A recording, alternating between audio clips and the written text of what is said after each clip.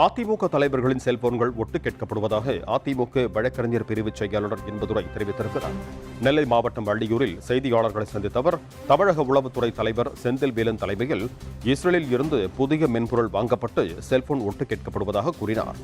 இதுகுறித்து தேர்தல் ஆணையத்திற்கு புகார் அனுப்பப்பட்டிருப்பதாகவும் அவர் தெரிவித்தார். திரு செந்தில் வேலன் தலைமையிலான தமிழக உளவுத்துறை ஒரு புதிய சாப்ட்வேர் ஒன்று வாங்கி அதிமுகவுடைய தலைவர்களுடைய டெலிபோனை ஒட்டு கேட்கிறார்கள். இதான் புகார்.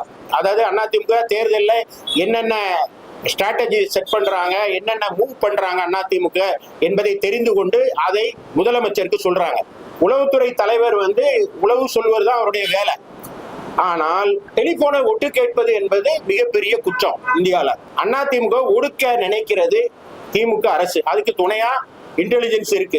மாநில உளவுத்துறையினுடைய தலைவர் மீது தான் இந்த குற்றச்சாட்டை சொல்றாங்க. ஹைலி பிளேஸ் பீப்புள் எங்களுக்கு வந்திருக்க தகவலின் அடிப்படையில தான் நான் இதை பேசுறேன்.